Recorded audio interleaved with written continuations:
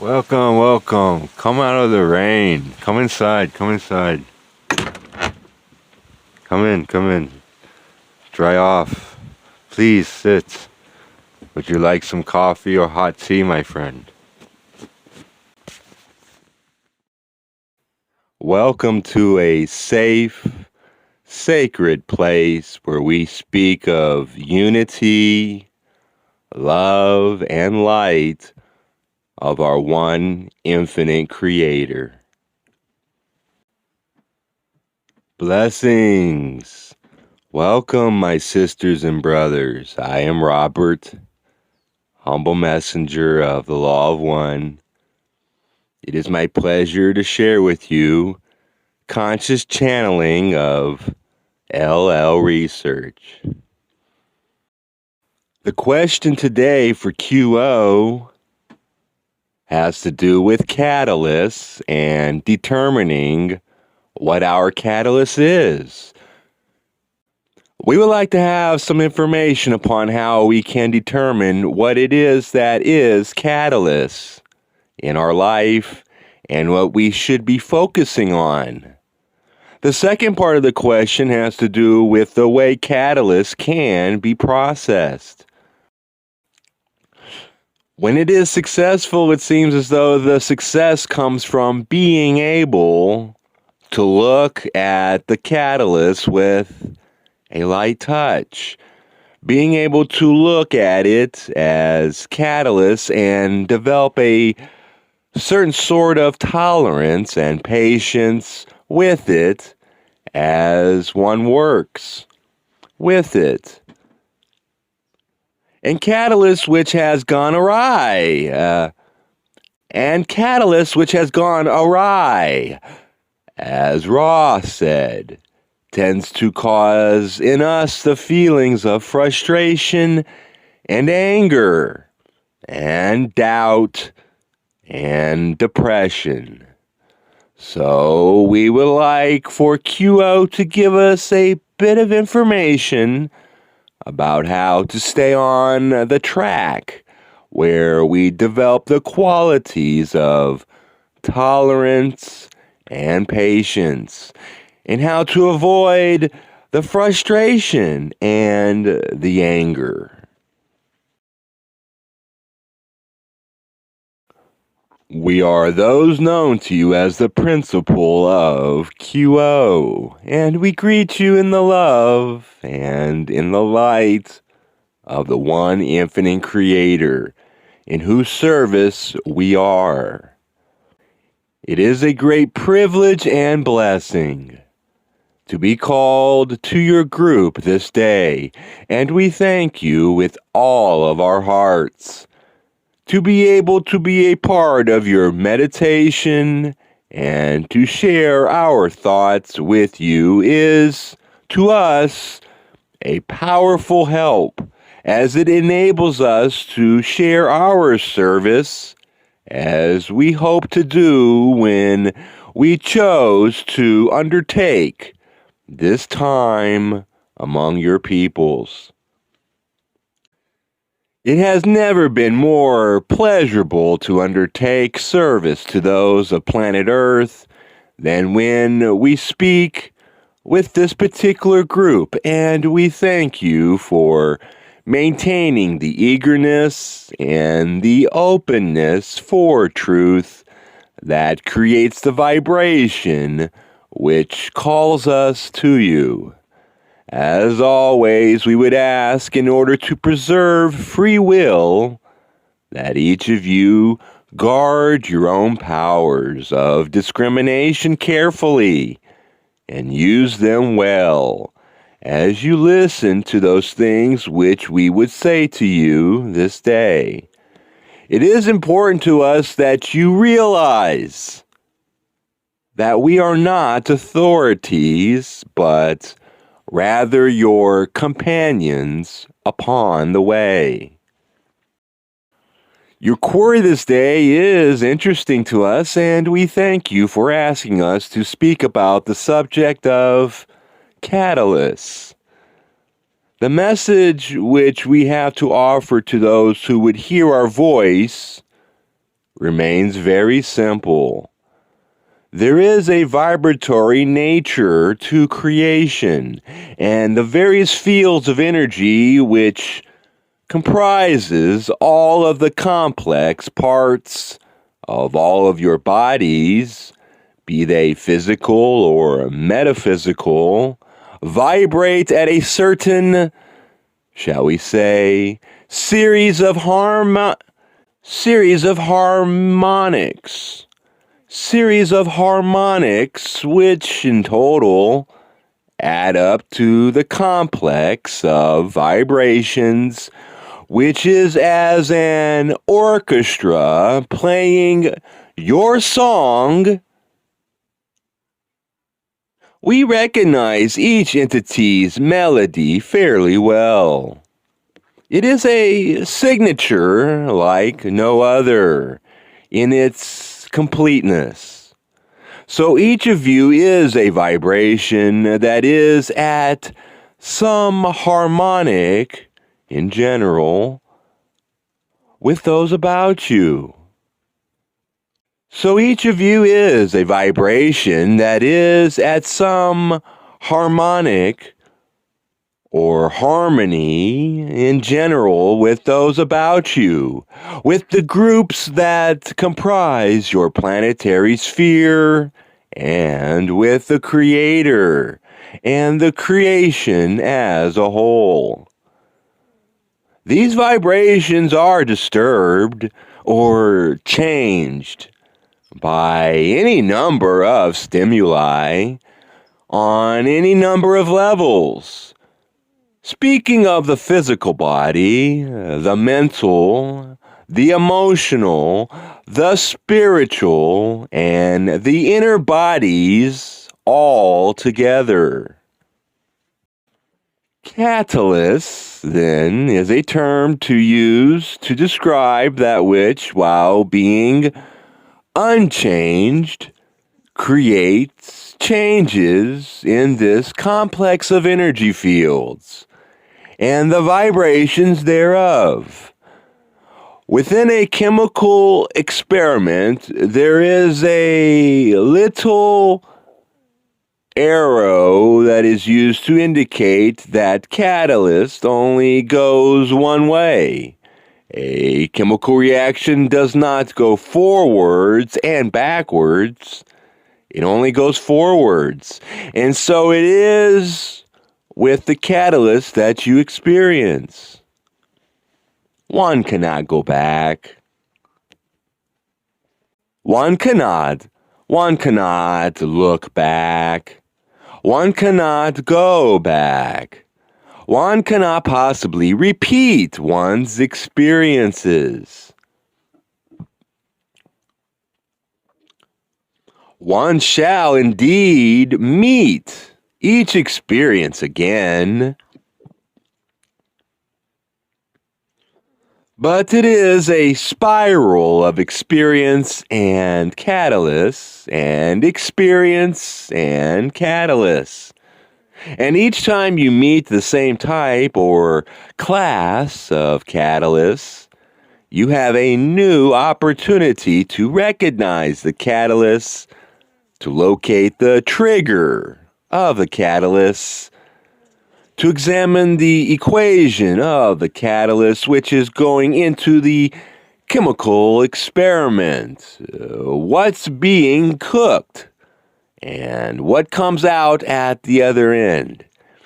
And you have the opportunity, if you choose to use the will and the discipline to take it, to alter by removing various, shall we say, chemicals of your emotions, your thoughts, and your triggers, thereby changing the equation and changing the results of this particular little experiment in the life of yourself. Now let us look at this model a bit more closely. We use the term trigger to describe the action of catalysts. A catalyst comes into the purview of the being. It does not come into the ambient environment of the entity on purpose. There is no innate consciousness to the way things occur from the level of their occurrence. There is a causative factor inherent in the carefully made arrangements that were entered into before incarnation. Biases were set up, and the very currents of destiny surrounding the particular nexus of energies that represents the opportunity for an incarnation. When the body and parents and so forth are chosen, this nexus becomes potentiated, and that particular little destiny that is your pre-game game plan clicks into place and begins to unroll the scroll of time-space as you, as an entity, enter into a body, become embodied and infleshed, take form by birth, and begin to unravel the great tale that is the story of your life. So, one source of catalyst that is dependable and ongoing can loosely be called guidance, or the higher self, or destiny. For there has been implanted within your game plan, shall we say, repetitive cycles of the introduction of certain catalysts into the ambient environment so that you may work with certain balances and biases within one or more of your energy bodies. The inner work of incarnation is primarily in those energy bodies in the inner planes, those bodies that are closer to the heart of why you are a being, or shall we say, why the Creator finds it inevitable and useful to create beings such as yourself.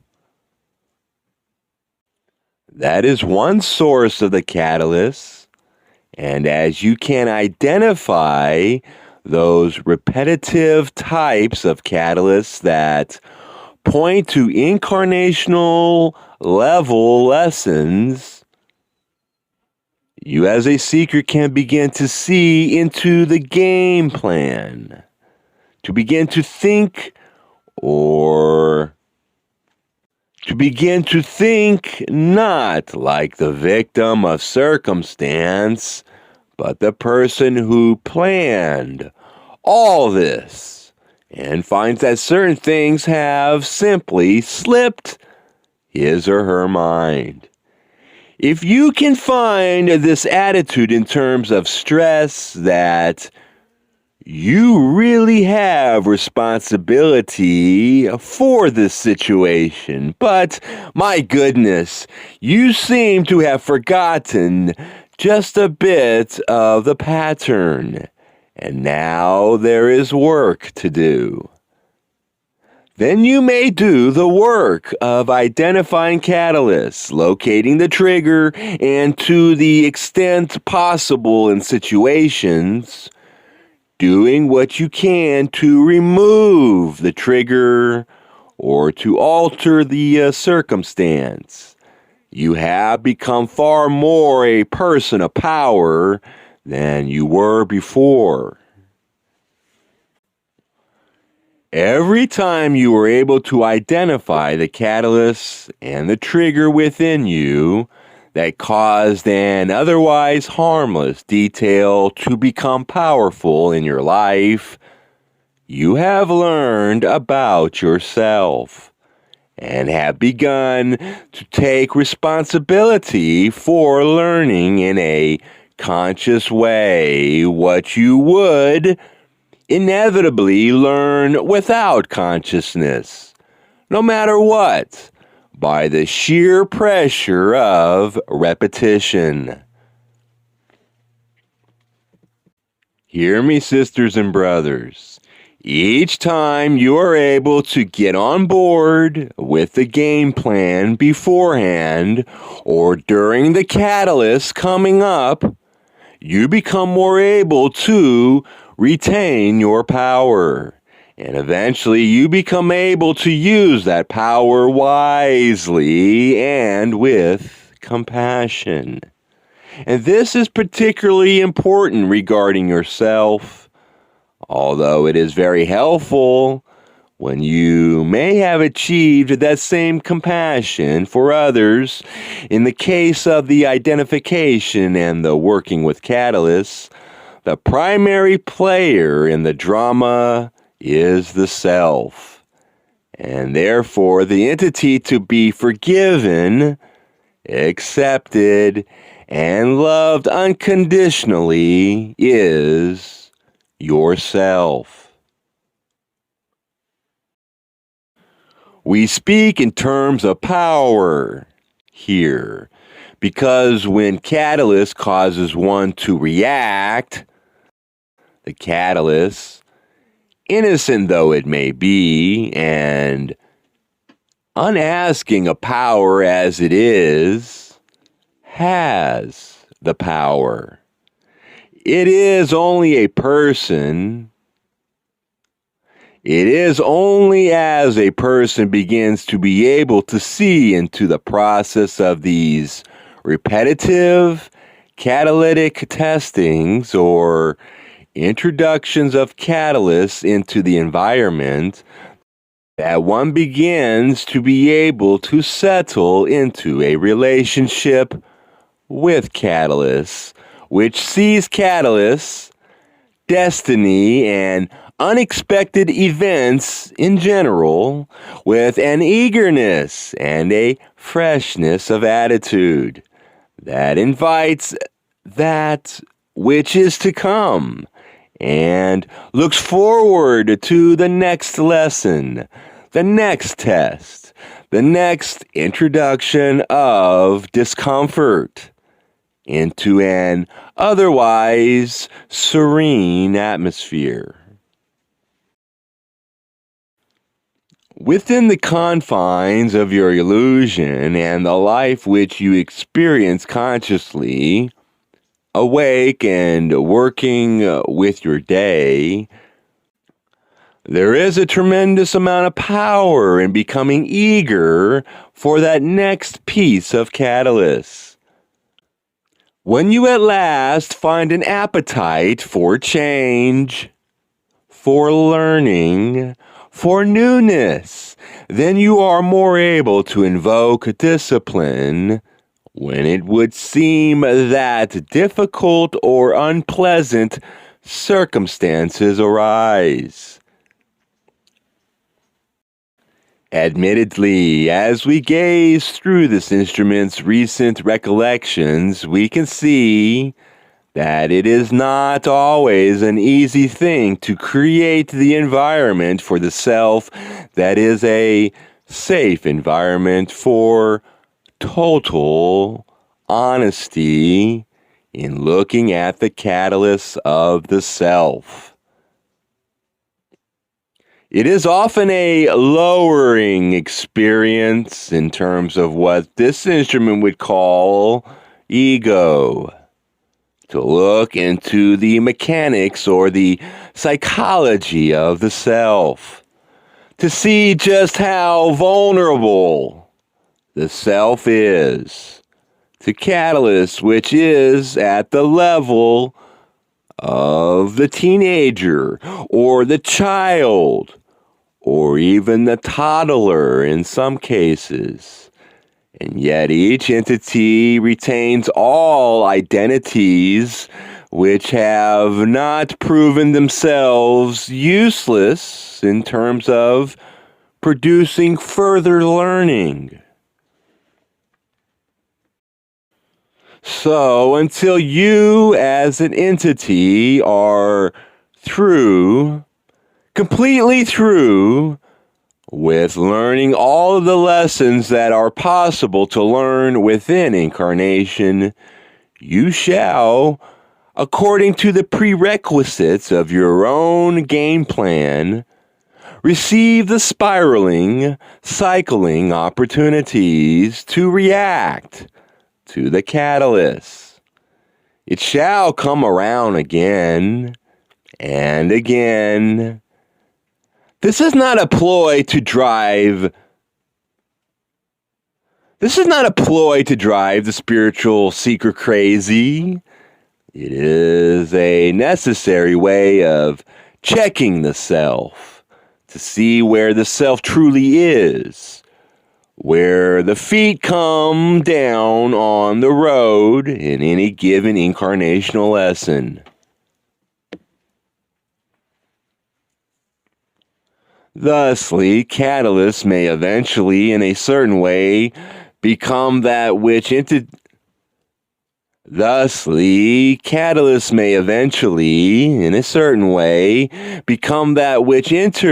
the consciousness, proceeds through the consciousness, and walks out the other side without causing any reaction. The entity is still aware of the catalyst and still aware of its trigger, which speaks, but not loudly enough for the self to take seriously. For it has been worked so often and so well that there is no longer the potential for a reaction. Thusly, and only in this way, is catalyst at last neutralized, until the energy in that catalyst's appearance is gone.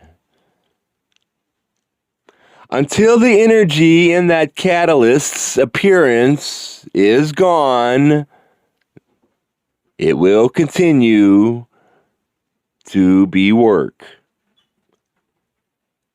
There will be continuing work. Until the energy in that catalyst experience is gone, there will be continuing work. Thusly, we would suggest, whenever catalyst arises, that the most efficient attitude for the skillful worker in consciousness is to thank it, to open the self to it, to ask it to move through as quickly as possible, especially if it is difficult, but to put up no sort of resistance against it. The skillful seeker will sit with the catalyst while allowing it to move through the system and create the emotional changes and reactions that it will. The self can still be a witness to these reactions, these feelings, these worthy and needed expressions of the present moment. The purpose of working with catalysts is not to defeat the catalyst, but to cooperate with the catalyst, to move into the catalyst, to move into that collection of energy, that node that has been created by the catalyst, and to see why the arrow is there, why the energy for reaction is there, what that energy is, where it comes from within the energy body in terms of the chakra involved, and so forth.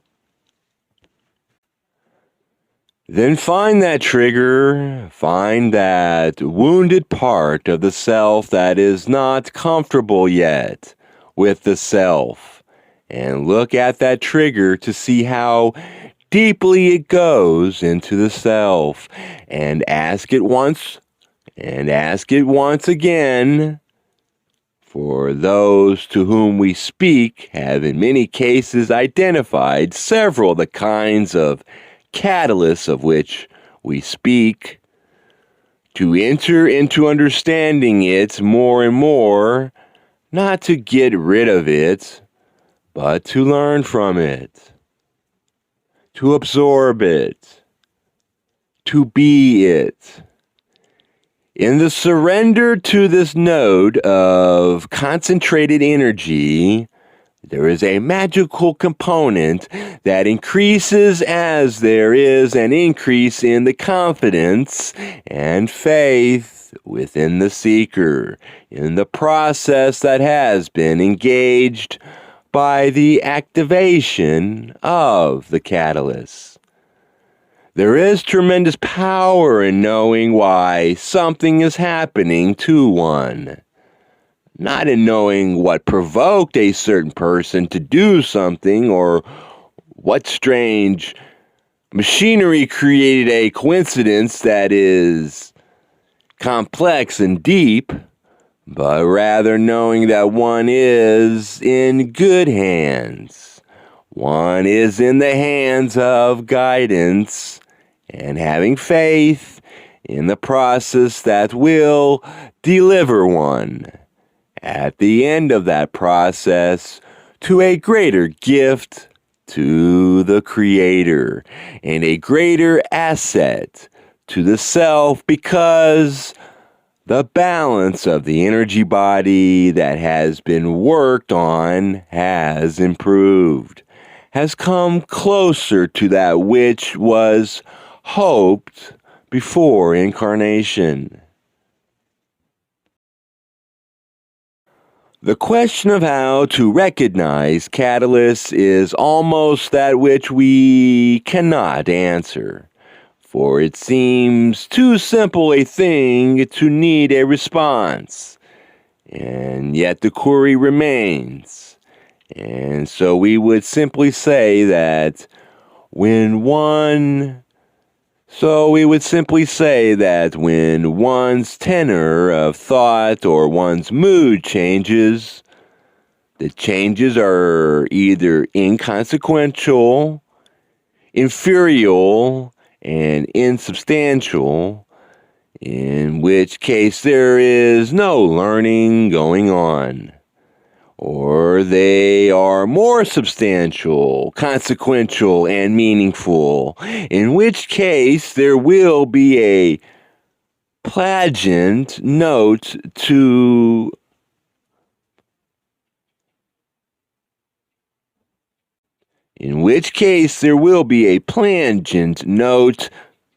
to the moment of catalyst. There will be a sudden change in the vibration which you are putting out and giving to the world as your gift to it. In that change, the balance has shifted either more towards the vibration of the Creator or less towards the vibration of the Creator. When catalyst occurs, the results of which is that the entity is more in tune with the Creator, this normally is not seen as a situation which needs any concern, for it is seen as a positive thing. It is enjoyable to feel bliss and joy and peace. When catalyst such as that occurs, there is only rejoicing on the part of the seeker. Yet when there is catalyst, that causes the exact opposite within the seeker. That causes a contraction in the self that pulls it away from a feeling of unity and oneness. Then it is seen as a bad thing. This attitude may always be examined for locked within each seeker's deep mind is that collection of biases which, before incarnation, you genuinely and deeply intended to work with until you were more satisfied with the achieved balance. Now we speak repetitively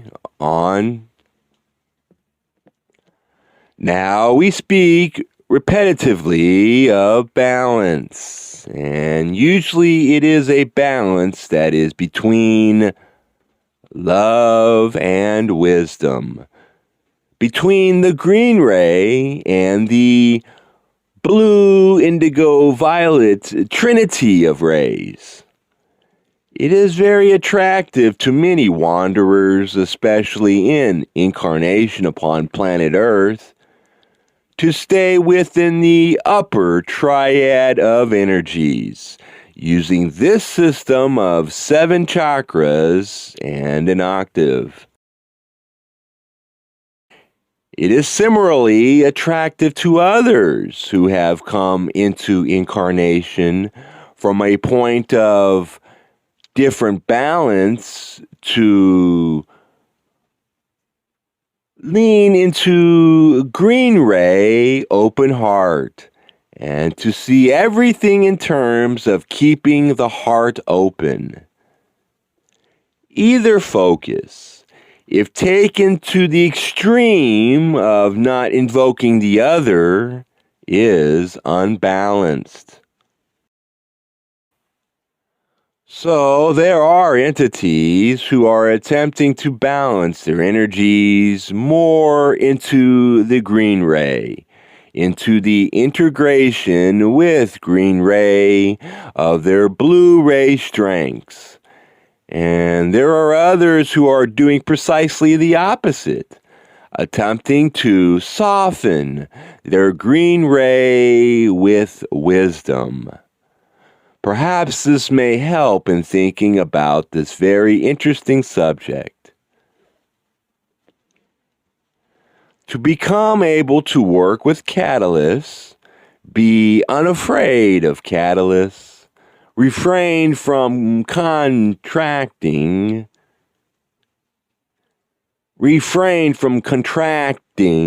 when catalyst is felt, is a tremendous aid in becoming able to live consciously, and she or he who lives consciously is one who is truly being that light that is upon the hill.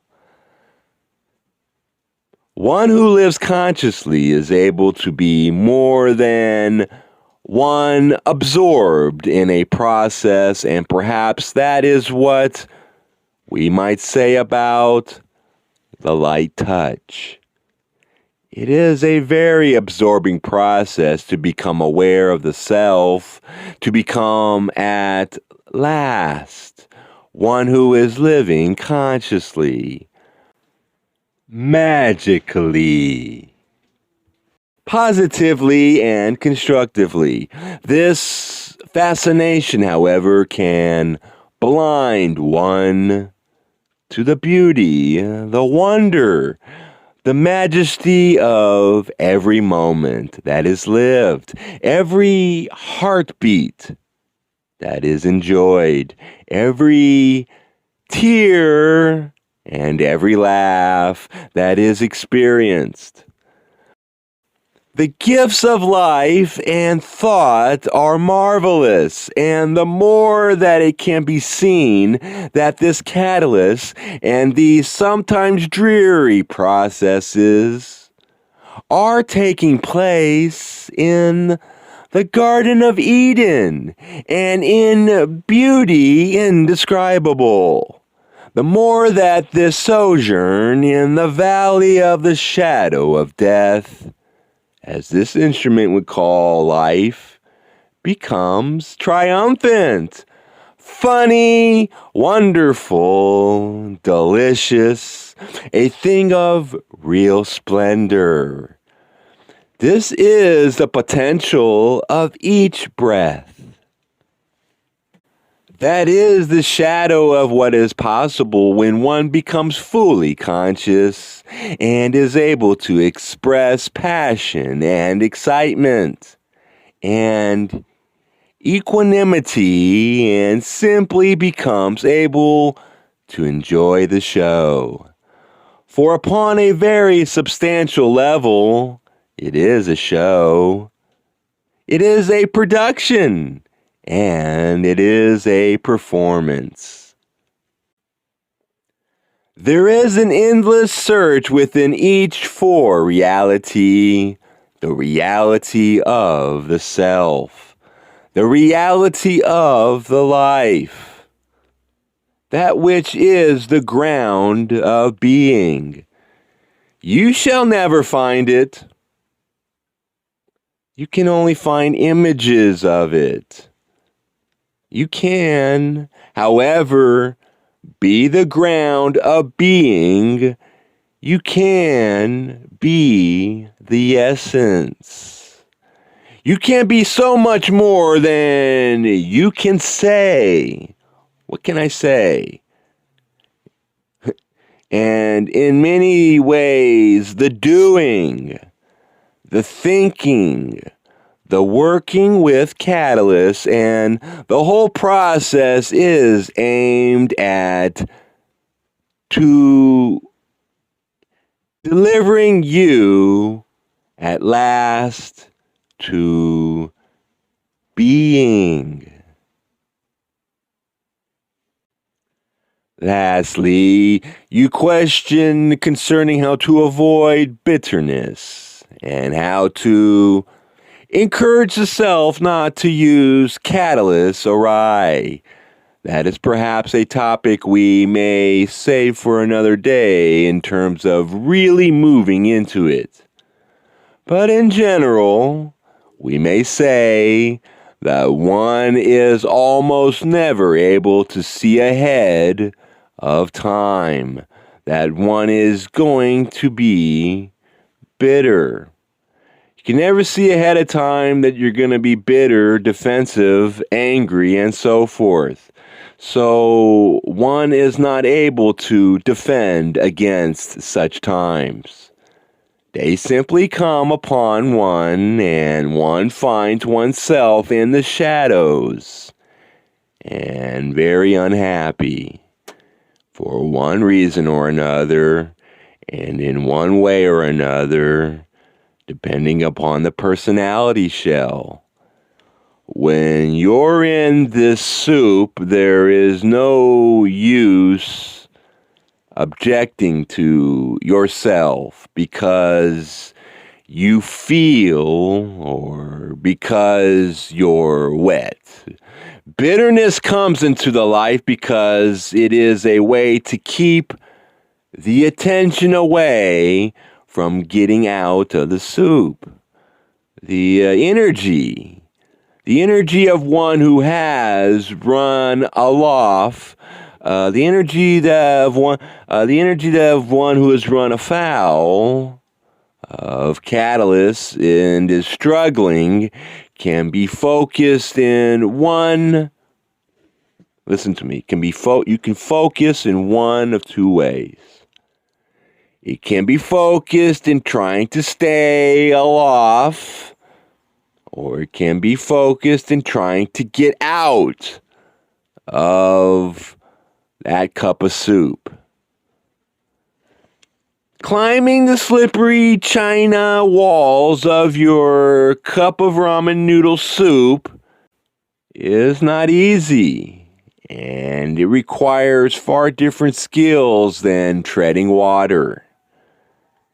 However, those who tread water shall be doomed to repeat that exercise, never being allowed to drown, and never, while treading water, able to garner the energy that is required for the tremendous effort needed to break the pattern and create a ladder of will and discipline that allows you to clamber over that china cup of ramen noodles and get out of that unhappy soup.